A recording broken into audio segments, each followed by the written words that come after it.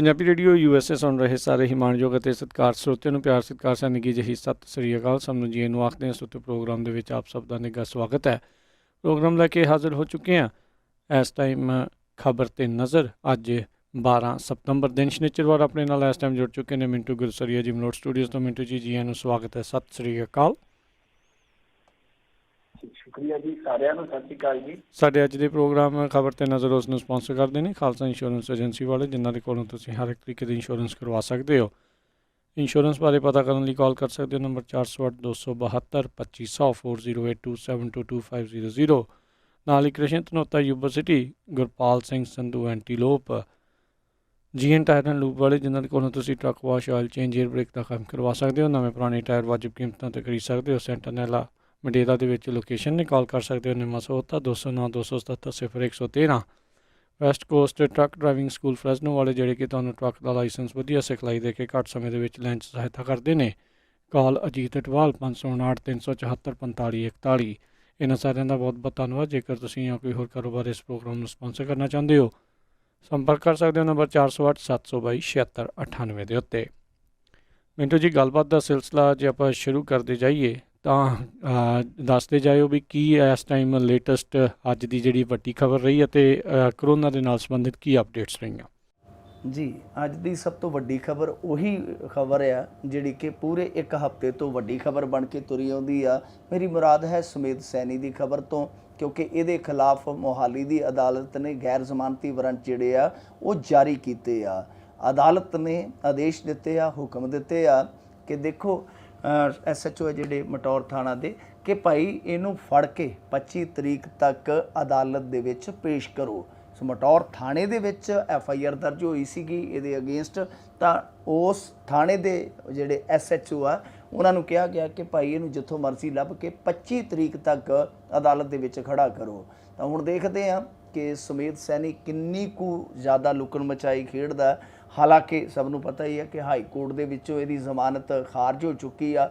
Supreme court ਦੇ ਵਿੱਚ ਵੀ ਹਾਲੇ ਜ਼ਮਾਨਤ ਲੱਗੀ ਨਹੀਂ, ਕਿਉਂਕਿ ਇਹਦੀ ਜਿਹੜੀ ਜ਼ਮਾਨਤ ਪਟੀਸ਼ਨ ਆ ਉਹ ਡਿਫੈਕਟਡ ਸੂਚੀ ਦੇ ਵਿੱਚ ਆ। ਭਾਵੇਂ ਕਿ ਤਰੁੱਟੀਆਂ, ਜਦ ਤੱਕ ਉਹ ਤਰੁੱਟੀਆਂ ਦੂਰ ਨਹੀਂ ਹੁੰਦੀਆਂ ਤਦ ਤੱਕ ਰਜਿਸਟਰੀ ਦੇ ਕੋਲ ਉਹ ਅਰਜੀ ਜਿਹੜੀ ਆ ਜ਼ੇਰੇ ਸੁਣਵਾਈ ਨਹੀਂ ਹੋਏਗੀ।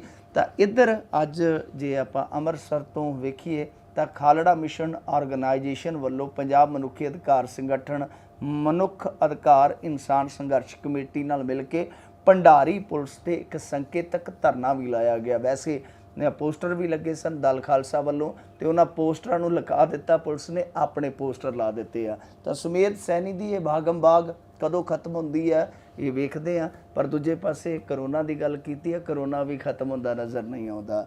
ਤੇ ਇਹ ਜਿਹੜਾ ਇਸ ਵੇਲੇ ਕਰੋਨਾ ਵਿਪਤਾ ਦਾ ਇੱਕ ਕਾਰਕ ਬਣਿਆ ਹੋਇਆ ਹੈ, ਤਾਂ ਇਹਦੇ ਵਿੱਚ ਇੰਡੀਆ ਜਿਹੜਾ ਬਹੁਤ ਕਸੂਤੀ ਸਥਿਤੀ 'ਚ ਜਾ ਪਹੁੰਚਿਆ।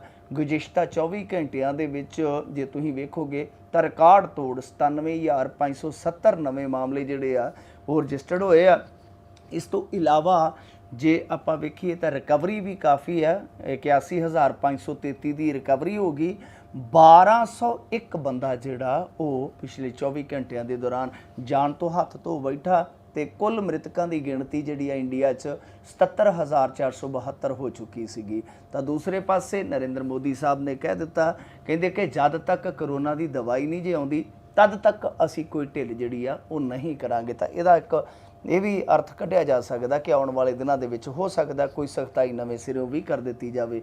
ਜੇ ਪੰਜਾਬ ਦੀ ਗੱਲ ਕਰੀਏ, ਪੰਜਾਬ ਦੇ ਵਿੱਚ ਵੀ ਮਾਮਲੇ ਜਿਹੜੇ ਉਹ ਲਗਾਤਾਰ ਆਈ ਜਾ ਰਹੇ ਆ। ਤੇ ਅੱਜ ਹੁਸ਼ਿਆਰਪੁਰ ਦੇ ਵਿੱਚ 6 ਮੌਤਾਂ ਹੋ ਗਈਆਂ। 125 ਮਾਮਲੇ ਜਿਹੜੇ ਆ ਉਹ ਬਾਅਦ ਦੁਪਹਿਰ ਤੱਕ ਆ ਚੁੱਕੇ ਸੀਗੇ। ਮੋਗਾ ਦੇ ਵਿੱਚ ਵੀ ਇੱਕ ਅੱਜ 70 ਸਾਲ ਦੀ ਬਜ਼ੁਰਗ ਔਰਤ ਜਿਹੜੀ ਆ ਚੱਲ ਵਸੀ। 38 ਹੋਰ ਮਾਮਲੇ ਆਏ ਆ। ਇਸ ਤੋਂ ਇਲਾਵਾ ਫਿਰੋਜ਼ਪੁਰ ਦੇ ਵਿੱਚ 5 ਮੌਤਾਂ ਹੋਈਆਂ। 120 ਦੀ ਰਿਪੋਰਟ ਜਿਹੜੀ ਆ ਪੋਜ਼ੀਟਿਵ ਆਈ ਆ। ਬਠਿੰਡਾ 'ਚ ਵੀ 2 ਕਰੋਨਾ ਪੋਜ਼ੀਟਿਵ ਮਰੀਜ਼ ਸੀਗੇ ਜਿਹੜੇ ਉਹ ਦਮ ਤੋੜ ਗਏ ਆ।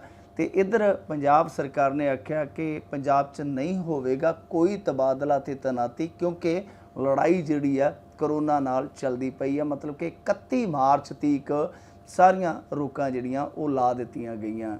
ਸੋ ਇਹ ਸਭ ਕੁਛ ਚੱਲ ਰਿਹਾ ਹੈ ਪੰਜਾਬ ਦੇ ਵਿੱਚ। ਪੂਰੇ ਭਾਰਤ ਦੇ ਵਿੱਚ। ਹਾਂ, ਦੁਨੀਆ ਪੱਧਰ ਤੋਂ ਜੇ ਆਪਾਂ ਵੇਖੀਏ ਤਾਂ ਥੋੜ੍ਹਾ ਜਿਹਾ ਕਰੋਨਾ ਦਾ ਪ੍ਰਕੋਪ ਘਟ ਰਿਹਾ, ਪਰ ਇੰਡੀਆ ਤੇ ਪੰਜਾਬ ਦੇ ਲਿਹਾਜ਼ ਨਾਲ ਜੇ ਦੇਖੀਏ ਤਾਂ ਮਾਮਲਾ ਹਾਲੇ ਵੀ ਚਿੰਤਾ ਤੋਂ ਰਿਹਾ ਜੀ। ਜੀ, ਤੇ ਇਸ ਤੋਂ ਅਗਲੀ ਖਬਰ ਜਿਹੜੀ ਉਸ ਦੇ ਉੱਤੇ ਨਜ਼ਰ ਮਾਰੀਏ ਤਾਂ ਕੰਗਣਾ ਵੱਲੋਂ ਕਹਿੰਦੇ ਬਿਹਾਰ ਵਿੱਚ ਚੋਣ ਪ੍ਰਚਾਰ ਕਰਨ ਦੇ ਚਰਚੇ।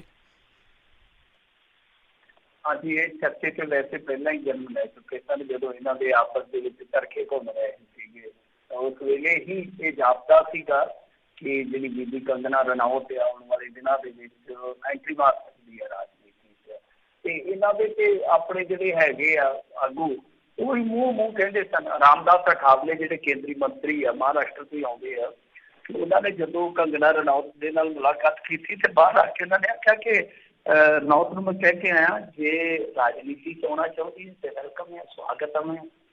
ਤੁਸੀਂ ਆਪ ਹੀ ਅੰਦਾਜ਼ਾ ਲਾ ਲਓ ਨਾ ਕਿ ਇਹਨਾਂ ਦੀ ਜਿਹੜੀ ਮਾਤਾ ਸ਼੍ਰੀ ਹੈ ਕੰਗਨਾ ਰਣੌਤ ਜੀ ਦੀ, ਹਿਮਾਚਲ ਦੇ ਵਿੱਚ ਉਹ ਬਕਾਇਦਾ ਪੱਤਰਕਾਰਾਂ ਨੂੰ ਸੰਬੋਧਿਤ ਹੋ ਕੇ ਕਹਿੰਦੇ ਆ ਕਿ ਅਸੀਂ ਕਾਂਗਰਸੀ ਸੀ, ਪਰ ਜਿਸ ਤਰੀਕੇ ਦਾ ਮੋਦੀ ਸਾਹਿਬ ਨੇ, ਅਮਿਤ ਸ਼ਾਹ ਨੇ ਸਾਡਾ ਸਾਥ ਦਿੱਤਾ ਵਾ, ਅਸੀਂ ਤੇ ਇਹਨਾਂ ਦੇ ਕੋਟਾਨ ਧੰਨਵਾਦੀ ਆ। ਤੇ ਉਹਨਾਂ ਨੇ ਕੁਝ ਘੰਟਿਆਂ ਬਾਅਦ ਪਾਰਟੀ ਜੁਆਇਨ ਕਰਨੀ ਆਫੀਸ਼ੀਅਲੀ। ਤਾਂ ਸਮਝ ਸਕਦੇ ਹੋ ਤੁਸੀਂ ਕਿ ਪਰਿਵਾਰ ਜਿਹੜਾ ਉਹ ਪਹਿਲਾਂ ਹੀ ਤਿਆਰੀ ਵੱਧ ਚੁੱਕਾ ਸੀ। ਦੇਖੋ, ਇਹ ਹਰੇਕ ਦਾ ਨਿੱਜੀ ਅਧਿਕਾਰ ਹੈ, ਕਿਸੇ ਪਾਸੇ ਵੀ ਕੋਈ ਜਾ ਸਕਦਾ, ਆਪਾਂ ਰੋਕ ਨਹੀਂ ਸਕਦੇ ਕਿਸੇ ਨੂੰ। ਪਰ ਗੱਲ ਇਹ ਆ ਕਿ ਜਿਸ ਤਰੀਕੇ ਨਾਲ ਇਹ ਚੱਲੀ ਆ ਸਾਰੇ ਘਟਨਾਕ੍ਰਮ ਦੀ ਦੇਖੀ, ਜਿਸ ਤਰ੍ਹਾਂ ਇਹ ਕਹਾਣੀ ਚੱਲੀ ਆ, ਤਾਂ ਉਹਦੇ ਵਿੱਚ ਸਾਊ ਕੰਮ ਤੇ ਉਹਨਾਂ ਨੇ ਵੀ ਨਹੀਂ ਕੀਤਾ, ਸ਼ਿਵ ਸੈਨਾ ਵਾਲਿਆਂ ਨੇ ਵੀ। ਤਾਂ ਕੰਗਨਾ ਰਣੌਤ ਜਿਹੜੀ ਆ ਉਹ ਇੱਕ ਤਰ੍ਹਾਂ ਨਾਲ ਕਹਿ ਲਈਏ ਕਿ ਉਦਾਰਵਾਦੀ ਸੀ ਜਾਂ ਬਣ ਗਈ, ਉਹਨੇ ਉਧਰ ਜਾਣਾ ਹੀ ਸੀਗਾ। ਪਰ ਭਾਰਤੀ ਜਨਤਾ ਪਾਰਟੀ ਨੇ ਬਹੁਤ ਤਰੀਕੇ ਦੇ ਨਾਲ ਦੇਖ ਲਓ ਕਿ ਇਸ ਖੁਦਕੁਸ਼ੀ ਦੇ ਮਾਜਰੇ ਨੂੰ ਬਿਹਾਰ ਚੋਣਾਂ ਨਾਲ ਜੋੜ ਦਿੱਤਾ ਹੈ। ਕਿਉਂਕਿ ਸੁਸ਼ਾਂਤ ਰਾਜਪੂਤ ਬਿਹਾਰ ਇਲੈਕਸ਼ਨ ਦੇ ਮੱਦੇਨਜ਼ਰ ਇੱਕ ਉੱਥੇ ਦਾ ਇੱਕ ਚਰਚਿਤ ਵਿਸ਼ਾ ਬਣ ਗਿਆ ਰਾਜਨੀਤੀ ਦਾ, ਕਿਉਂਕਿ ਉਹ ਬਿਹਾਰੀ ਮੁੰਡਾ ਸੀਗਾ। ਉਸ ਤੋਂ ਬਾਅਦ ਫਿਰ ਸ਼ਿਵ ਸੈਨਾ ਵਾਲਿਆਂ ਦਾ ਆਡਾ ਲੱਗਿਆ, ਇਨਵੈਸਟੀਗੇਸ਼ਨ ਨੂੰ ਲੈ ਕੇ ਚਲੋ ਸਾਰਾ ਕਿਸੇ ਦਾ ਵਾਪਰਿਆ। ਫਿਰ ਉਸ ਤੋਂ ਬਾਅਦ ਕੰਗਨਾ ਰਣੌਤ ਦੀ ਐਂਟਰੀ। ਪਰ ਸ਼ਿਵ ਸੈਨਾ ਵਾਲਿਆਂ ਨੇ ਜਿਹੜੀ ਗਲਤੀ ਕੀਤੀ ਹੈ ਮੇਰੇ ਖਿਆਲ ਦੇ ਨਾਲ, ਉਹ ਇਹ ਆ ਕਿ ਜਿਸ ਤਰੀਕੇ ਨਾਲ ਜਾ ਕੇ ਉੱਥੇ ਇੱਕ ਵੈਰ ਵਿਰੋਧ ਕੱਢਿਆ ਹੁੰਦਾ, ਜਿਸ ਤਰ੍ਹਾਂ, ਕਿਉਂਕਿ ਤੁਸੀਂ ਨੋਟਸ ਲਾ ਦਿੱਤਾ, ਤਾਂ ਨੋਟਸ ਲਾਉਣ ਤੋਂ ਬਾਅਦ ਘੱਟੋ ਘੱਟ ਜਵਾਬ ਦੇਣ ਦਾ ਮੌਕਾ ਤਾਂ ਦਿਓ ਨਾ। ਕੁਝ ਘੰਟਿਆਂ ਬਾਅਦ ਤੁਸੀਂ ਉੱਥੇ ਹਥੌੜੇ ਦੇ ਕੇ ਬੰਦੇ ਭੇਜ ਦਿੰਦੇ ਹੋ, ਤੇ ਜਿਹੜੇ ਸ਼ੀਸ਼ੇ ਤੱਕ ਜਿਹੜੇ ਅੰਦਰ ਲੱਗੇ ਹੁੰਦੇ ਉਹਨਾਂ ਨੂੰ ਵੀ ਜਾ ਕੇ ਤੋੜਦੇ ਆ। ਤਾਂ ਕਿਤੇ ਨਾ ਕਿਤੇ ਉਹਨਾਂ ਨੂੰ ਵੀ ਰਾਜਨੀਤਿਕ ਬਦਲਾਖੋਰੀ ਦੀ ਤੱਕੜੀ ਚ ਤਰਾਜ਼ੂ ਚ ਆਪਾਂ ਰੱਖ ਕੇ ਦੇਖਾਂਗੇ ਕਿ ਉਹਨਾਂ ਨੇ ਵੀ ਰਾਜਨੀਤਿਕ ਵਾਲਾ ਕੰਮ ਕੀਤਾ। ਤਾਂ ਇੱਧਰ ਵੀ ਰਾਜਨੀਤੀ ਹੋ ਰਹੀ ਆ, ਭਾਰਤੀ ਜਨਤਾ ਪਾਰਟੀ ਵੱਲੋਂ ਵੀ ਤੇ ਸ਼ਿਵ ਸੈਨਾ ਵੱਲੋਂ ਵੀ, ਦੋਨਾਂ ਵੱਲੋਂ ਰਾਜਨੀਤੀ ਹੋ ਰਹੀ ਹੈ। ਹੁਣ ਦੇਖੋ, ਸ਼ਿਵ ਸੈਨਾ ਦੇ ਜਿਹੜੇ ਉੱਥੇ ਦੇ ਹੈਗੇ ਆ, ਮੇਰੇ ਖਿਆਲ ਦੇ ਨਾਲ ਸਰਕਾਰ ਵੈਸੇ ਉੱਥੇ ਰਲਵੀਂ ਮਿਲਵੀਂ ਆ, ਤੇ ਇਹਨਾਂ ਦੇ ਜਿਹੜੇ ਉੱਥੇ ਦੇ ਗ੍ਰਹਿ ਮੰਤਰੀ ਆ ਉਹ ਕਹਿੰਦੇ ਵੀ ਅਸੀਂ ਡਰੱਗ ਦੇ ਮਾਮਲੇ ਦੀ ਜਾਂਚ ਕਰਵਾਵਾਂਗੇ। ਹੁਣ ਡਰੱਗ ਦਾ ਮਾਮਲਾ ਜਿਹੜਾ ਉਹ ਇਹ ਆ ਕਿ ਸ਼ੇਖਰ ਸੁਮਨ ਬੜਾ ਤਗੜਾ ਐਕਟਰ ਹੁੰਦਾ ਸੀ ਕਿਸੇ ਟਾਈਮ, ਤੇ ਉਹਦੇ ਮੁੰਡੇ ਨੇ 2016 ਦੇ ਵਿੱਚ ਇੱਕ ਇੰਟਰਵਿਊ ਦਿੱਤਾ ਸੀ, ਉਹਦੇ 'ਚ ਆਖਿਆ ਸੀਗਾ, ਕਿਉਂਕਿ ਉਦੋਂ ਉਹਦੀ ਫਰੈਂਡਸ਼ਿਪ ਇਹਦੇ ਨਾਲ ਸੀਗੀ ਕੰਗਨਾ ਰਣੌਤ ਦੇ ਨਾਲ, ਕਹਿੰਦਾ ਸੀਗਾ ਕਿ ਨਾ ਸਿਰਫ ਡਰੱਗ ਲੈਂਦੀ ਆ ਬਲਕਿ ਧੱਕਾ ਮੈਨੂੰ ਵੀ ਦਿੱਤੀ ਰਹੀ, ਮੈਂ ਪਾਰਟੀਆਂ 'ਚ ਗਿਆ ਪਰ ਮੈਂ ਡਰੱਗ ਨਹੀਂ ਲਈ। ਉਸ ਇੰਟਰਵਿਊ ਦਾ ਆਧਾਰ ਬਣਾ ਕੇ ਜਦ ਕਿ ਉਹ ਕਹਿੰਦਾ ਕਿ ਨਹੀਂ, ਉਹ ਗੱਲ ਜਿਹੜੀ ਆਈ ਗਈ ਹੋ ਗਈ ਆ, ਮੈਂ ਉਸ ਤੋਂ ਗਾਂਹ ਤੁਰ ਚੁੱਕਾ ਜ਼ਿੰਦਗੀ 'ਚ, ਮੈਂ ਇਹਨਾਂ ਚੀਜ਼ਾਂ 'ਚ ਨਹੀਂ ਪੈਣਾ ਚਾਹੁੰਦਾ। ਪਰ ਇਹ ਕਹਿੰਦੇ ਕਿ ਨਹੀਂ ਹੋਣਾ ਸੀ, ਉਹ ਵੀ ਕੰਗਨਾ ਰਣੌਤ ਦੇ ਖਿਲਾਫ ਇਨਕੁਆਇਰੀ ਖੋਲਾਂਗੇ। ਇੱਥੋਂ ਤੱਕ ਕਿ ਇੱਕ ਇਹਦਾ ਕੋਈ ਪ੍ਰਸ਼ੰਸਕ ਹੈ ਰਣੌਤ ਦਾ, ਉਹਦੇ ਖਿਲਾਫ ਵੀ ਮਾਮਲਾ ਦਰਜ ਕਰ ਲਿਆ ਗਿਆ ਕਿ ਅਸੀਂ ਇਹਨੇ ਧਮਕੀਆਂ ਦਿੱਤੀਆਂ। ਸੋ ਰਾਜਨੀਤੀ ਉੱਥੇ ਵੀ ਇਸੇ ਤਰ੍ਹਾਂ ਹੀ ਚੱਲ ਰਹੀ ਹੈ, ਇਸ ਤਰ੍ਹਾਂ ਆਮ ਸਟੇਟਾਂ 'ਚ ਰਵਾਇਤੀ ਤੌਰ ਤੇ ਚੱਲਦੀ ਹੈ ਬਦਲਾਖੋਰੀ ਦੇ ਤੌਰ ਤੇ। ਪਰ ਮੇਰੇ ਖਿਆਲ ਦੇ ਨਾਲ ਜੋ ਸੁਸ਼ਾਂਤ ਰਾਜਪੂਤ ਦਾ ਜਸਟਿਸ ਸੀਗਾ ਉਹ ਪਿੱਛੇ ਰਹਿ ਗਿਆ। ਬਾਕੀ ਬਿਹਾਰ ਚੋਣਾਂ ਦੇ ਮੱਦੇਨਜ਼ਰ ਬਹੁਤ ਕੁਛ ਹੋਏਗਾ, ਤੁਸੀਂ ਦੇਖੀ ਜਾਇਓ, ਬਹੁਤ ਕੁਛ ਹੋਏਗਾ।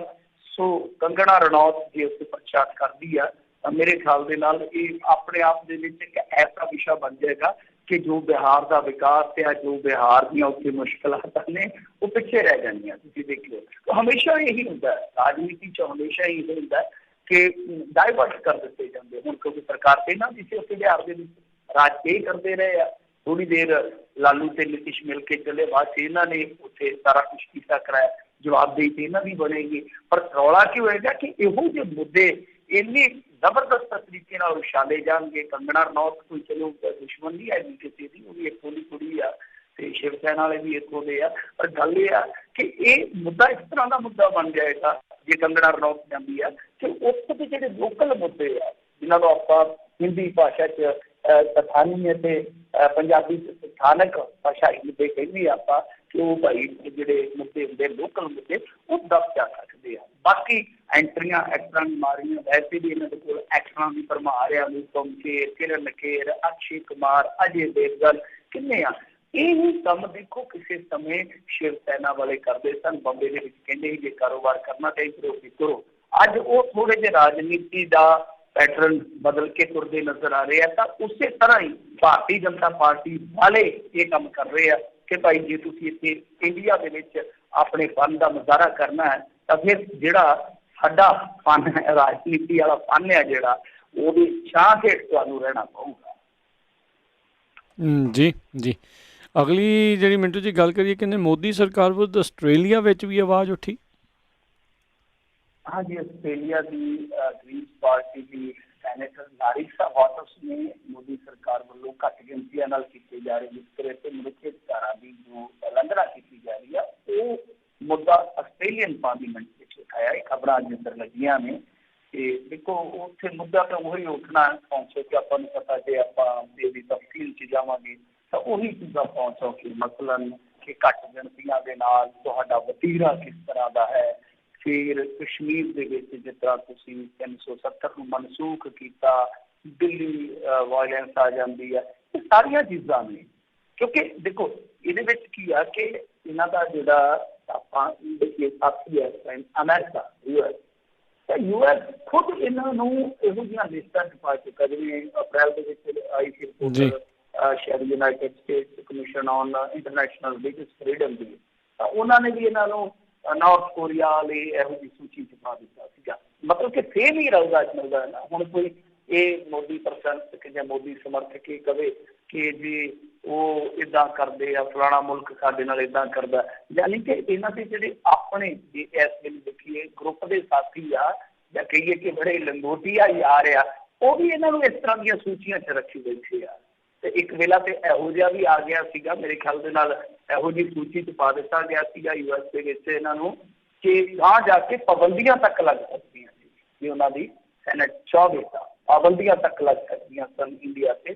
ਹਾਲਾਂਕਿ ਚਲੋ ਡੋਨਾਲਡ ਟਰੰਪ ਤੇ ਜੋ ਬਾਈਡਨ ਆ ਜਾਂਦਾ ਹੈ, ਕਿਉਂਕਿ ਇਹੀ ਤੇ ਰੱਟਾ ਹੈ ਨਾ, ਇੱਥੇ ਆਹੀ ਰੱਟਾ ਹੈ। ਕੁਛ ਲੋਕ ਜਿਹੜੇ ਇਹਨਾਂ ਚੀਜ਼ਾਂ ਨੂੰ ਵਾਚਦੇ ਆ, ਕੂਟਨੀਤਿਕ ਵਿਸ਼ਲੇਸ਼ਕ ਆ, ਉਹ ਕਹਿੰਦੇ ਆ ਕਿ ਜਿਸ ਤਰੀਕੇ ਨਾਲ ਉੱਥੇ ਟਰੰਪ ਕਹਿ ਰਿਹਾ ਕਿ ਮੋਦੀ ਸਾਨੂੰ ਸਪੋਰਟ ਕਰ ਰਿਹਾ ਤੇ ਤੁਸੀਂ ਚੁੱਪ ਹੋ, ਖਾਮੋਸ਼ ਹੋ, ਤੇ ਕੱਲ ਨੂੰ ਕਿਉਂਕਿ ਪਿਛਲੀ ਵਾਰੀ ਵੀ ਵੈਸੇ ਤੇ ਇਮਕਾਨ ਐਸਾ ਹੀ ਸੀਗਾ ਕਿ ਡੋਨਾਲਡ ਟਰੰਪ ਬਹੁਤ ਘੱਟ ਉਮੀਦ ਰੱਖਦਾ ਸੀ ਪਰ ਜਿੱਤ ਗਿਆ, ਪਰ ਇਸ ਵਾਰੀ ਤੇ ਲੋਕਾਂ ਨੇ ਅਜ਼ਮਾ ਲਿਆ ਤੇ ਉਹ ਚੀਜ਼ ਜਿਹੜੀ ਉਹ ਕਾਟ ਦੀ ਹਾਂਡੀ ਵਾਰ-ਵਾਰ ਨਹੀਂ ਚੱਲਦੀ। ਇਸ ਵਾਰੀ ਉਮੀਦ ਘੱਟ ਦਿਖਾਈ ਜਾ ਰਹੀ ਆ, ਜਿਹੜੇ ਆ ਰਹੇ ਆ ਸਰਵੇ ਵਗੈਰਾ ਉੱਥੋਂ ਦੇ ਮੀਡੀਆ ਦੇ।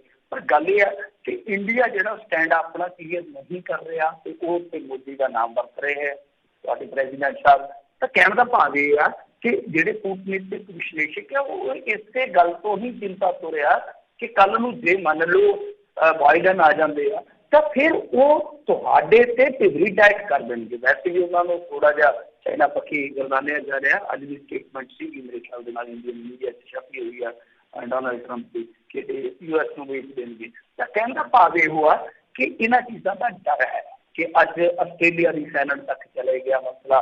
ਹੁਣ ਆਸਟ੍ਰੇਲੀਆ ਜਿਹੜਾ ਜੇ ਤੁਸੀਂ ਦੇਖੋਗੇ ਫਾਈਵ ਆਈਜ਼ ਦਾ ਵੀ ਮੈਂਬਰ ਆ, ਬਹੁਤ ਤਗੜਾ ਇੰਟੈਲੀਜੈਂਸ ਗਰੁੱਪ ਹੈ ਜਿਹੜਾ, ਜਿਹਨੇ ਇਸ ਵੇਲੇ ਸਭ ਪੜਥੂ ਪਾਇਆ। ਬਹੁਤ ਘੱਟ ਲੋਕ ਉਹਦੇ ਬਾਰੇ ਜਾਣਦੇ ਆ, ਤੁਸੀਂ ਗੂਗਲ ਤੇ ਸਰਚ ਕਰਿਓ। ਇੰਡੀਆ ਜਿਹੜਾ ਦੱਸਦੇ ਆ ਕਿ ਲੁਕਵੇਂ ਤੌਰ ਤੇ ਉਹਦਾ ਪਾਰਟਨਰ ਬਣ ਚੁੱਕਾ। ਇੱਥੋਂ ਹੀ ਸਾਰੀ ਖੇਡ ਵਿਗੜ ਗਈ ਹੈ। ਤੁਸੀਂ ਥੋੜੀ ਸਰਚ ਕਰ ਲਿਓ, ਪੋਸਟ ਕਰ ਲਿਓ ਸਾਰੇ ਜਾਣੇ। ਇਹ ਬਹੁਤ ਜ਼ਬਰਦਸਤ ਮੁੱਦਾ, ਨਵਾਂ ਮੁੱਦਾ ਦੇ ਦਿੰਦਾ ਤੁਹਾਨੂੰ। ਵੈਸੇ ਅੱਜ ਕੱਲ੍ਹ ਆਪਣੇ ਪੋਤੇ ਜਿਹੜੇ ਚੱਲਦੇ ਰਹਿਣੇ ਚਾਹੀਦੇ ਆ। ਤਾਂ ਇਹ ਮਸਲਾ ਜਿਹੜਾ ਕਿ ਆਸਟ੍ਰੇਲੀਆ, ਜਾਪਾਨ, ਇਹ ਸਾਰੇ ਕੁਆਡ ਗਰੁੱਪ ਦਾ ਵੀ ਆ ਜਾਂਦੇ ਆ ਹਿੱਸਾ, US, ਇੰਡੀਆ।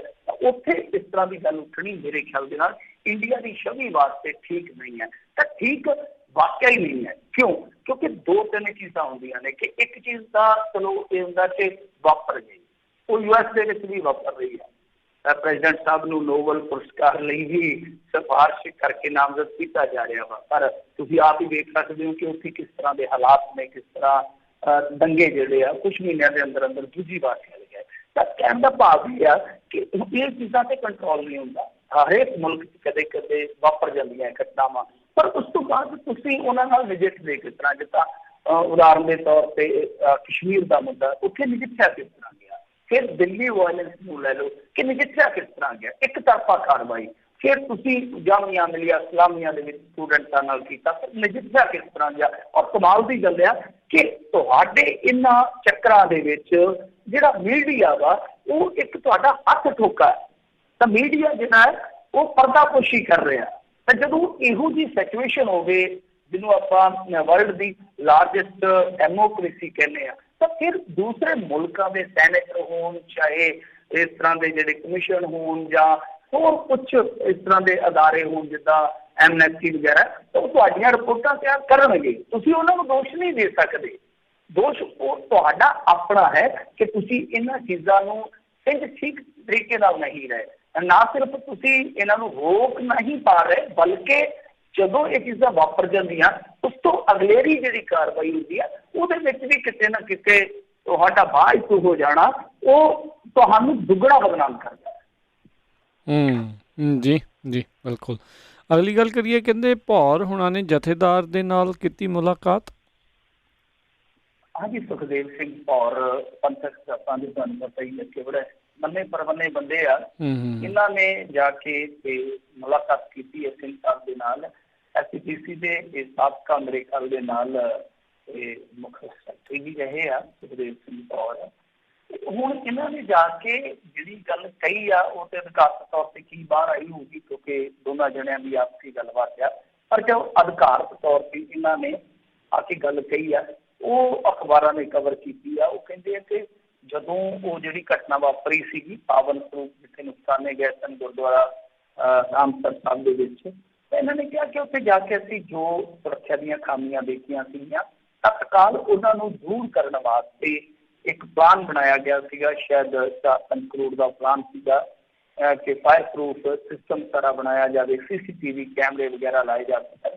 ਪਰ ਹੋਇਆ ਸੀ ਕਿ ਉਹਨਾਂ ਸਾਰੀਆਂ ਚੀਜ਼ਾਂ ਤੇ ਕੰਨ ਨਹੀਂ ਕਰਿਆ ਗਿਆ, ਮਤਲਬ ਕਿ ਉਹਨਾਂ ਨੂੰ ਐਗਜ਼ੀਕਿਊਟ ਨਹੀਂ ਕੀਤਾ ਗਿਆ। ਹਾਂ, ਯੋਜਨਾਬੰਦੀ ਹੋਈ, ਸਕੀਮ ਉਹਦੇ ਵਿੱਚ ਲਈ ਗਈ, ਇਸ ਤਰ੍ਹਾਂ ਕਰਾਂਗੇ, ਪਰ ਨਹੀਂ ਹੋਇਆ। ਤਾਂ ਇਹ ਆਪਣੇ ਆਪ ਦੇ ਵਿੱਚ ਹੈਰਾਨ ਕਰਨ ਵਾਲਾ ਮਸਲਾ ਹੈ। ਐਡੀ ਵੱਡੀ ਘਟਨਾ ਵਾਪਰ ਜਾਂਦੀ। ਪਹਿਲੀ ਗੱਲ ਹੈ ਕਿ ਤੁਸੀਂ ਪਛਤਾਵਾ ਵਜੋਂ ਇੱਕ ਅਖੰਡ ਪਾਠ ਨਹੀਂ ਕਰਵਾ ਪਾ ਰਹੇ। ਤੁਸੀਂ ਧਾਰਮਿਕ ਲੀਡਰ ਹੋ, ਧਾਰਮਿਕ ਰਹਿਨੁਮਾ ਹੋ, ਕੀ ਕਰੋਗੇ ਤੁਸੀਂ? ਦੂਜੇ ਪਾਸੇ ਜਦ ਇਹ ਅਗਨੀਕਾਂਡ ਵਾਪਰਿਆ, ਤੁਹਾਨੂੰ ਪਤਾ ਹੋਣਾ ਰਾਜ ਕਰਨਵੀਰ ਸਿੰਘ ਜੀ ਉਦੋਂ ਪਹਿਲਾਂ ਬੇਅਦਬੀ ਕਾਂਡ ਵਾਪਰ ਚੁੱਕੇ ਸਨ ਤੇ ਸਿੰਘ ਸਾਹਿਬ ਉਸ ਸਮੇਂ ਦੇ ਜਿਹੜੇ ਸੀਗੇ ਉਹ ਹਦਾਇਤਾਂ ਤੱਕ ਦੇ ਚੁੱਕੇ ਸਨ ਕਿ CCTV ਕੈਮਰੇ ਜਿਹੜੇ ਆ ਉਹ ਤੁਸੀਂ ਹਰੇਕ ਗੁਰਦੁਆਰਾ ਸਾਹਿਬ ਦੇ ਵਿੱਚ ਇੰਸਟਾਲ ਕਰਵਾ ਲਓ। ਪਰ ਇੱਥੇ ਇਹ ਮਸਲਾ ਆ ਕਿ ਜੋ CCTV ਕੈਮਰੇ ਲਾਉਣ ਦੀ ਯੋਜਨਾਬੰਦੀ ਹੋਈ ਉਹਦੇ ਵਿੱਚ ਵੀ ਕਿਤੇ ਨਾ ਕਿਤੇ ਕੁਤਾਹੀ ਹੋਈ। ਮਤਲਬ ਕਿ ਅਕਾਲ ਤਖ਼ਤ ਸਾਹਿਬ ਤੋਂ ਜੋ ਆਦੇਸ਼ ਹੋਇਆ, ਹੁਕਮ ਹੋਇਆ, ਉਹਦਾ ਵੀ ਪਾਲਣ ਨਹੀਂ ਕੀਤਾ ਗਿਆ। ਇਹ ਆਪਣੇ ਆਪ ਦੇ ਵਿੱਚ ਹੈਰਾਨ ਕਰਦੀ ਆ ਗੱਲ ਕਿ ਤੁਸੀਂ ਐਡੀ ਵੱਡੀ ਘਟਨਾ ਤੋਂ ਬਾਅਦ ਨਾ ਤੇ ਪਛਤਾਵਾ ਕਰਦੇ ਹੋ ਔਰ ਨਾ ਹੀ ਇਹੋ ਜਿਹੀਆਂ ਘਟਨਾਵਾਂ ਦੁਬਾਰਾ ਨਾ ਵਾਪਰਨ ਉਹਦੇ ਵਾਸਤੇ ਕੁਛ ਤੁਸੀਂ ਸੋਚਦੇ। ਤਾਂ ਸਿੱਧੇ ਤੌਰ ਤੇ ਕਹਿ ਸਕਦੇ ਹਾਂ ਕਿ ਸੁਖਦੇਵ ਸਿੰਘ ਭੌਰ ਹੋਰਾਂ ਨੇ ਇਹਨਾਂ ਦੇ ਖਿਲਾਫ ਹੀ ਕੁਛ ਨਾ ਕੁਛ ਕਿਹਾ। ਇਹ ਨਹੀਂ ਕਹਿ ਸਕਦੇ ਆਪਾਂ ਕਿ ਇਹਨਾਂ ਦੇ ਪੱਖ 'ਚ ਕਿਹਾ, ਕਿਉਂਕਿ ਜੇ ਪੱਖ 'ਚ ਜਾਂਦੀ ਹੁੰਦੀ ਗੱਲ ਤੇ ਆਪਾਂ ਇਸ ਥੋੜੀ ਜਿਹੀ ਬਰੀਫਿੰਗ ਤੋਂ ਹੀ ਸਮਝ ਸਕਦੇ ਸਾਂ। ਉਹਨਾਂ ਨੇ ਮੇਰੇ ਖਿਆਲ ਦੇ ਨਾਲ ਸੱਚ ਜਿਹੜੀ ਆ ਕਸੂਤੀ ਸਾਥੀ ਮਾਰੀ ਹੋ ਜਾਂਦੀ। ਜੀ ਅਗਲੀ ਮਿੰਟ ਜੀ ਗੱਲ ਕਰੀਏ ਤਾਂ ਕਹਿੰਦੇ ਕਮੇਟੀ ਪੁਰਾਣੇ ਅਧਿਕਾਰੀਆਂ ਦੇ ਉੱਤੇ ਟੇਕ ਰੱਖ ਕੇ ਲੱਗੀ ਤੁਰਨ। ਹਾਂਜੀ, ਦੇਖੋ ਇਹ ਵੀ ਖਬਰ ਆ ਰਹੀ ਹੈ ਪੰਥਕ ਸਭਾ ਦੇ ਵਿੱਚੋਂ, ਪੰਥਕ ਮੀਡੀਆ ਵੱਲੋਂ, ਕਿ ਜਿਹੜੇ ਪੁਰਾਣੇ ਕੁਛ ਅਧਿਕਾਰੀ ਸੀ ਇਹਨਾਂ ਦੇ ਬੜੇ ਚਰਚਿਤ ਨਾਮ ਨੇ, ਜਿਹਦੇ ਵਿੱਚ ਸਾਬਕਾ ਸਕੱਤਰ ਦਲਮੇਕ ਸਿੰਘ, ਸਤਬੀਰ ਸਿੰਘ, ਧਾਮੀ, ਜੋਗਿੰਦਰ ਸਿੰਘ ਅਬਲੀਵਾਲ, ਇਹ ਰਾਈਟਰ ਬਹੁਤ ਵਧੀਆ ਨੇ ਜੋਗਿੰਦਰ ਸਿੰਘ ਅਬਲੀਵਾਲ ਜੀ। ਇਸ ਤੋਂ ਇਲਾਵਾ ਤਰਲੋਚਨ ਸਿੰਘ, ਬਲਵਿੰਦਰ ਸਿੰਘ ਜੌੜਾ, ਜਗਦੀਪ ਸਿੰਘ ਜੱਗੀ, ਦਲਜੀਤ ਸਿੰਘ ਦੇਵੀ, ਮਤਲਬ ਕਿ ਇਹੋ ਜਿਹੇ ਜਿਹੜੇ ਪੁਰਾਣੇ ਅਧਿਕਾਰੀ ਹੈ ਇਹਨਾਂ ਦੇ, ਪੁਰਾਣੇ ਅਫਸਰਾਨ ਕਹਿ ਸਕਦੇ ਹਾਂ ਜਿਨ੍ਹਾਂ ਦੇ, ਕਿਉਂਕਿ ਇਹਦੇ ਵੀ ਅਫਸਰਸ਼ਾਹੀ ਵਾਲਾ ਸਿਸਟਮ ਆ ਕਿ ਜਿੱਦਾਂ ਸਿਪਾਹੀ ਹੌਲਦਾਰ ਤੇ ਇਸ ਤਰ੍ਹਾਂ ਇਹਨਾਂ ਦੇ ਅਹੁਦੇ ਆ, ਤੇ ਇਹਨਾਂ ਨੂੰ ਮਤਲਬ ਕਿ officer on special duty OSP ਜਿਹਨਾਂ ਨੂੰ ਕਹਿੰਦੇ ਆ, ਕਿ ਉਹ ਲਿਆ ਕੇ ਇੱਥੇ ਕੰਮਕਾਰ ਜਿਹੜੇ ਆ ਸੰਭਾਲੇ ਜਾ ਸਕਦੇ ਇਹਨਾਂ ਨੂੰ। ਸੋ ਇਹ ਦਿੱਤਾ ਦੀ ਘੜੀ ਤੋਂ ਬਾਹਰ ਨਿਕਲਣ ਦੀ ਇੱਕ ਤਰ੍ਹਾਂ ਨਾਲ ਕਹਿ ਲਓ ਕਿ ਕੋਸ਼ਿਸ਼ ਹੈ, ਯਤਨਸ਼ੀਲਤਾ ਹੈ। ਇਹਦੇ ਵਿੱਚ ਕੌਣ ਰਾਜੀ ਹੁੰਦਾ ਕੌਣ ਨਹੀਂ, ਇਹ ਵੇਖਣਾ ਪਏਗਾ। ਵੈਸੇ ਇਸ ਤਰ੍ਹਾਂ ਦੇ ਐਕਸਪੈਰੀਮੈਂਟ ਤੇ ਤੁਹਾਨੂੰ ਪਤਾ ਹੀ ਹੋਏ ਅੱਗੇ ਵੀ, ਜਿੱਦਾਂ ਦੇਖ ਲਓ ਕਿ ਸੁਚਾਰੂ ਢੰਗ ਨਾਲ ਚਲਾਉਣ ਵਾਸਤੇ ਇਹ ਸਾਰੇ ਸਮੁੱਚੇ ਪ੍ਰਬੰਧ ਨੂੰ ਮਨਜੀਤ ਸਿੰਘ ਕਲਕੱਤਾ ਜੀ ਆਏ, ਹਰਵਿੰਦਰ ਸਿੰਘ ਨਾਰਵੇ ਉਹਨਾਂ ਬਾਰੇ ਤੁਸੀਂ ਜਾਣਦੇ ਹੋ, ਜਿਹੜੇ ਰਾਜ ਚਲ ਗਏ, ਗੁਰਬਚਨ ਸਿੰਘ ਬੱਚਨ, ਤੇ ਬਾਅਦ ਦੇ ਵਿੱਚ ਹੁਣੇ ਹਾਲੀਆ ਸਮੇਂ ਦੇ ਵਿੱਚ ਸਵਰਗਵਾਸੀ ਹਰਚੰਦ ਸਿੰਘ ਜਿਹੜੇ ਕਿ ਇੰਤਕਾਲ ਕਰ ਗਏ ਸਨ, ਥੋੜਾ ਸਮਾਂ ਪਹਿਲਾਂ ਉਹਨਾਂ ਦਾ ਇੰਤਕਾਲ ਹੋਇਆ ਸੀਗਾ, ਬਹੁਤ ਹੋ ਗਏ ਸਨ। ਤਾਂ ਇਹ ਸਾਰੇ ਚਿਹਰੇ ਲਿਆਂਦੇ ਗਏ ਤੇ ਜੇ ਕਹਿੰਦੇ ਆ ਕਿ ਕੰਮਾਂ ਦਾ ਤੁਸੀਂ ਵਿਸ਼ਲੇਸ਼ਣ ਕਰੋਗੇ ਬਰੀਕੀ ਦੇ ਨਾਲ, ਹਾਲਾਂਕਿ ਹਰਚੰਦ ਸਿੰਘ ਹੋਰਾਂ ਨੇ ਜੋ ਕੀਤਾ ਉਹ ਮੇਰੇ ਖਿਆਲ ਦੇ ਨਾਲ ਪੂਰੇ ਤੌਰ ਤੇ ਹਾਲੇ ਸਾਹਮਣੇ ਨਹੀਂ ਆਇਆ। ਕਿਤਾਬ ਉਹਨਾਂ ਦੀ ਜ਼ਰੂਰ ਛਪੀ ਹੈ, ਜਿਸ ਤਰ੍ਹਾਂ ਉਹ ਕਿਤਾਬ ਸਰਕੂਲੇਟ ਹੋਏਗੀ ਫਿਰ ਉਹਨਾਂ ਦੇ ਕੰਮਾਂ ਦਾ ਵਿਸ਼ਲੇਸ਼ਣ ਹੋਏਗਾ। ਕਿਉਂਕਿ ਜੇ ਕੋਈ ਚੰਗਾ ਕੰਮ ਕਰਦਾ ਵੀ ਅੰਦਰ ਖਾਤੇ ਵਿਰੋਧ ਦਰਜ ਵੀ ਕਰਵਾਉਂਦਾ ਤੇ ਉਹ ਚੀਜ਼ਾਂ ਬਾਹਰ ਨਹੀਂ ਆਉਂਦੀਆਂ ਆਪਣੇ ਕੋਲ। ਪਰ ਜੋ ਹੁਣ ਤੱਕ ਹੋਇਆ ਇਤਿਹਾਸ ਦੇ ਵਿੱਚ ਇਸ ਤਰ੍ਹਾਂ ਤੇ ਦੱਸਦੇ ਆ ਕਿ ਕਲਕੱਤਾ ਸਾਹਿਬ ਦੇ ਕੰਮ ਨੂੰ ਜ਼ਰੂਰ ਸਲਾਹ ਮਿਲੀ ਹੈ। ਤਾਂ ਬਾਕੀ ਜਾਨੀ ਠੀਕ ਠਾਕ ਰਹੇ, ਚਲੋ ਆਪਾਂ ਕਿਸੇ ਨੂੰ ਨਿੰਦੇ ਨਹੀਂ, ਬਹੁਤ ਵੱਡੇ ਚਿਹਰੇ ਨੇ, ਬਹੁਤ ਵੱਡੇ ਇਹ ਨਾਮ ਨੇ। ਪਰ ਮੇਰੇ ਕਹਿਣ ਦਾ ਮਤਲਬ ਇਹ ਹੋਆ ਕਿ ਯਾਰ ਜੇ ਤੁਸੀਂ ਇਸ ਤਰ੍ਹਾਂ ਹੀ ਕਰਨਾ ਹੈ, ਜਿਵੇਂ ਅਸੀਂ ਕਹਿੰਦੇ ਆ ਕਿ ਤੁਸੀਂ ਸਰਕਾਰ ਵਿੱਚ ਜਦੋਂ ਚਲੇ ਜਾਂਦੇ ਹੋ, ਲੀਡਰ ਲੋਕ ਤੁਸੀਂ ਸਰਕਾਰ ਚਲਾਉਣ ਲੱਗ ਜਾਂਦੇ ਹੋ ਤਾਂ ਉਦੋਂ ਤੁਸੀਂ 30-30 40-40 ਨਾਲ ਸਲਾਹ ਕਰ ਰੱਖ ਲੈਂਦੇ ਹੋ ਐਕਸਟਰਾ, ਜਦ ਕਿ ਤੁਹਾਡੇ ਕੋਲ ਤੇ IAS ਹੁੰਦੇ ਆ, ਤੁਹਾਡੇ ਕੋਲ PPS ਹੁੰਦੇ ਆ, ਤੁਹਾਡੇ ਕੋਲ IPS ਹੁੰਦੇ ਆ, ਤੁਹਾਡੇ ਕੋਲ ਤੇ ਬੜੇ ਬ੍ਰਿਲੀਅੰਟ ਦਿਮਾਗ ਹੁੰਦੇ ਆ, ਪਰ 30-40 ਤੁਸੀਂ ਸਲਾਹ ਕਰ ਰੱਖਦੇ। ਤੇ ਇੱਥੇ ਵੀ ਇੱਕ ਸਵਾਲ ਉੱਠੇਗਾ ਨਾ ਕਿ ਤੁਹਾਡੇ ਕੋਲ ਇੰਨਾ ਅਮਲਾ ਫੈਲਾ ਹੈ, ਤੁਹਾਡੇ ਕੋਲ ਇੰਨਾ ਬਜਟ ਹੈ, ਸਭ ਕੁਛ ਹੈ, ਤੁਸੀਂ ਇੱਥੋਂ ਤੱਕ ਪਹੁੰਚੇ ਹੋਏ ਲੋਕ ਹੋ, ਚਾਹੇ ਇਲੈਕਟਡ ਹੋ ਚਾਹੇ ਸਿਲੈਕਟਡ ਹੋ, ਤਾਂ ਤੁਹਾਨੂੰ ਫਿਰ ਇਸ ਤਰ੍ਹਾਂ ਦੀ ਇੱਕ ਜ਼ਰੂਰਤ ਪਵੇਗਾ। ਦਾ ਮਤਲਬ ਹੈ ਕਿ ਤੁਸੀਂ ਉਸ ਪ੍ਰਬੰਧ ਨੂੰ ਜੋ ਕਿ ਸੰਗਤਾਂ ਨੇ ਤੁਹਾਨੂੰ ਸੌਂਪਿਆ ਤਾਂ ਉਹ ਪ੍ਰਬੰਧ ਤੁਸੀਂ ਠੀਕ ਢੰਗ ਨਾਲ ਚਲਾਉਣ ਦੇ ਵਿੱਚ ਅਸਫਲ ਹੋਈ ਗੱਲ ਤੇ ਤੁਹਾਨੂੰ ਫਿਰ ਘੱਟੋ ਘੱਟ ਮੰਨ ਲੈਣੀ ਚਾਹੀਦੀ ਹੈ ਕਿ ਜਿਸ ਤਰੀਕੇ ਨਾਲ ਅੱਜ ਗੋਬਿੰਦ ਸਿੰਘ ਲੰਗੋਵਾਲ ਯੂ ਟਰਨ ਮਾਰ ਕੇ ਚੱਲ ਰਹੇ ਆ, ਜਿੱਦਾਂ ਲਾ ਲਓ ਕਿ ਇੱਕ ਤਰਸਯੋਗ ਛਵੀ ਜੀ ਸਾਹਮਣੇ ਆਉਂਦੀ ਪਈ ਆ ਸਮੁੱਚੇ ਪ੍ਰਬੰਧ ਨੂੰ ਲੈ ਕੇ, ਤਾਂ ਉਹਦੇ ਤੇ ਸਵਾਲ ਜ਼ਰੂਰ ਚੁੱਕੇ ਜਾਣਗੇ ਕਿ ਭਾਈ ਤੁਸੀਂ ਇਹ ਸਭ ਕੁਛ ਠੀਕ ਕਿਉਂ ਨਹੀਂ ਕਰ ਪਾ ਰਹੇ। ਕਿਉਂਕਿ ਮੁਸਲਸਲ ਦੇਖੋ, ਇੱਕ ਤੇ ਹੁੰਦੀ ਆ ਕਿ ਅੰਨੀ ਜਿਹੜੀ ਆਪਾਂ ਕਹਿੰਦੇ ਨਾ ਕਿ ਭੰਡ ਪਾਉਣੇ ਵਾਲੀ ਆਦਤ ਹੁੰਦੀ ਹੈ, ਜਿਹੜੀ ਕਿ ਅੰਨੀ ਆਲੋਚਨਾ। ਇੱਥੇ ਕੀ ਹੋ ਰਿਹਾ ਕਿ ਤੁਹਾਡੇ ਸਾਹਮਣੇ ਆ ਕਿ ਗੋਬਿੰਦ ਸਿੰਘ ਲੰਗੋਵਾਲ ਹੋਰੀ ਮੰਨ ਰਹੇ ਆ ਕਿ ਸਾਡੇ ਤੋਂ ਗਲਤੀ ਹੋਈ ਹੈ। ਦੇਖਣ ਵਾਲੀ ਇਹ ਚੀਜ਼ ਹੈ ਕਿ ਇਹ ਨਹੀਂ ਹੈ ਕਿ ਉਹ ਮੰਨ ਨਹੀਂ ਰਹੇ। ਤਾਂ ਸਭ ਤੋਂ ਵੱਡਾ ਸਵਾਲ ਇਹ ਹੋਆ ਕਿ ਤੁਸੀਂ ਗਲਤੀਆਂ ਕਰਦੇ ਹੋ, ਫਿਰ ਉਹਨਾਂ ਨੂੰ ਮੰਨ ਲੈਂਦੇ ਹੋ, ਫਿਰ ਤੁਸੀਂ ਉਹਨਾਂ ਗਲਤੀਆਂ ਨੂੰ ਦੁਹਰਾਉਂਦੇ ਹੋ, ਤਾਂ ਕਿਤੇ ਨਾ ਕਿਤੇ ਫਿਰ ਤੁਹਾਡਾ ਕਿਰਦਾਰ, ਤੁਹਾਡਾ ਕੰਮਕਾਰ, ਤੁਹਾਡਾ ਵਿਹਾਰਿਆ ਜਿਹੜਾ ਉਹ ਆਲੋਚਨਾ ਦੇ ਦਾਇਰੇ 'ਚ ਆਏਗਾ ਹੀ ਆਏਗਾ। ਤਾਂ ਇਹਦਾ ਹੱਲ ਇਹੋ ਹੀ ਆ ਕਿ ਇੱਕ ਜਿੱਦਾਂ ਕਹੀਏ ਕਿ ਤੰਤਰ ਐਸੀ ਬਾਡੀ ਹੋਣੀ ਚਾਹੀਦੀ ਆ ਜੋ ਨਿਰੋਲ ਪ੍ਰਬੰਧ ਸਾਂਭੇ। ਤਾਂ ਰਾਜਨੀਤੀ ਜਦੋਂ ਧਰਮ ਦੇ ਵਿੱਚ ਹਾਵੀ ਹੋ ਗਈ, ਹਾਲਾਂਕਿ ਸਿੱਖਾਂ ਦਾ ਸੰਕਲਪ ਸੀਗਾ ਕਿ ਧਰਮ ਤੇ ਰਾਜਨੀਤੀ ਜਿਹੜੀ ਸਮਾਨਾਂਤਰ ਚੱਲਣੀ ਚਾਹੀਦੀ ਹੈ, ਸਿਧਾਂਤਕ ਪਰੰਪਰਾ ਹੈ, ਪਰ ਮੈਂ ਸਮਝਦਾ ਕਿ ਅੱਜ ਇਸ ਪਰੰਪਰਾ ਦੇ ਵਿੱਚ ਕਿਤੇ ਨਾ ਕਿਤੇ ਰਾਜਨੀਤੀ ਜਿਹੜੀ ਆ ਉਹ ਆਪਣੀ ਨੀਅਤ ਜਿਹੜੀ ਆ ਉਹ ਬਦਲ ਚੁੱਕੀ ਆ। ਮਤਲਬ ਜੇ ਤੇ ਸੇਵਾ ਭਾਵ ਦੇ ਨਾਲ ਜਾਂ ਪੰਥ ਦੇ ਕਾਰਜ ਜਿਹੜੇ ਆ ਉਹ ਇੱਕ ਜਿੱਦਾਂ ਕਹਿ ਲਈਏ ਇਲਾਹੀ ਜ਼ਿੰਮੇਵਾਰੀ ਸਮਝ ਕੇ ਨਿਭਾਏ ਜਾਣ ਫਿਰ ਤੇ ਠੀਕ ਠਾਕ ਆ। ਪਰ ਜਦੋਂ ਰਾਜਨੀਤੀ ਨਿਰੋਲ ਰਾਜਨੀਤਿਕ ਮਫਾਦਾਂ ਵਾਸਤੇ ਹੀ ਧਰਮ ਦਾ ਇਸਤੇਮਾਲ ਕਰੇ ਤਾਂ ਫਿਰ ਇਹ ਜਿਹੜੀ ਸਿਧਾਂਤਕ ਪਰੰਪਰਾ ਹੈ ਉਹਨੂੰ ਖੋਰਾ ਲੱਗਣਾ ਸੁਭਾਵਿਕ ਹੈ। ਜੀ ਅਗਲੀ ਮਿੰਟੂ ਜੀ ਗੱਲ ਕਰੀਏ, ਕਹਿੰਦੇ ਸੁਖਬੀਰ ਬਾਦਲ ਨੇ ਪੰਜਾਬੀ ਲਈ ਮਾਰਿਆ ਹਾਂ ਦਾ ਨਾਰਾ। ਬਿਲਕੁਲ ਜੀ, ਸੁਖਬੀਰ ਸਿੰਘ ਬਾਦਲ ਹੋਰਾਂ ਨੇ ਜੋ ਜੰਮੂ ਕਸ਼ਮੀਰ ਦੇ ਵਿੱਚੋਂ ਪੰਜਾਬੀ ਨੂੰ ਮਨਫੀ ਕੀਤਾ ਗਿਆ ਤਾਂ ਉਹਦੇ ਵਾਸਤੇ ਇਹਨਾਂ ਨੇ ਮਾਰਿਆ ਸਾਡਾ ਨਾਰਾ। ਚੰਗੀ ਗੱਲ ਹੈ, ਧੰਨਵਾਦ ਕਰਨਾ ਚਾਹੀਦਾ। ਦੇਖੋ ਅਸੀਂ ਆਪਾਂ ਹਮੇਸ਼ਾ ਜਦੋਂ ਵੀ ਇਹੋ ਜਿਹੀ ਗੱਲ ਹੁੰਦੀ ਹੈ ਤਾਂ ਅਕਾਲੀ ਦਲ ਬਾਦਲ ਤੇ ਤੇਜ਼ ਰੱਖਦੇ ਹਾਂ, ਜਿਵੇਂ ਅਸੀਂ PCI ਦੇ ਪੁਰਾਣੇ ਬੰਦਿਆਂ ਤੇ ਤੇਜ਼ ਰੱਖੀ ਹੋਈ ਹੈ। ਕਿਉਂ?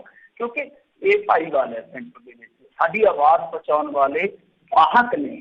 ਜਿਵੇਂ ਕਿਤਾਬਾਂ ਜਿਹੜੀਆਂ ਉਹ ਸੱਭਿਅਤਾਵਾਂ ਦੀਆਂ ਵਾਹਕ ਹੁੰਦੀਆਂ ਨੇ, ਉਹ ਸੱਭਿਅਤਾਵਾਂ ਜਿਹੜੀਆਂ ਅੱਗੇ ਢੁੰਦੀਆਂ ਨੇ, ਤਾਂ ਇਹਦੀ ਸਾਡੀ ਆਵਾਜ਼ ਪਹੁੰਚਾਉਣ ਵਾਲੇ ਲੋਕ ਆ। ਤੇ ਜੇ ਆਵਾਜ਼ ਪਹੁੰਚਾਉਂਦੇ ਪਹਿਲੀ ਗੱਲ ਤੇ ਇਹਨਾਂ ਦੇ ਮਸ਼ਹੂਰ ਹੋਣਾ ਚਾਹੀਦਾ ਕਿ ਠੀਕ ਆ।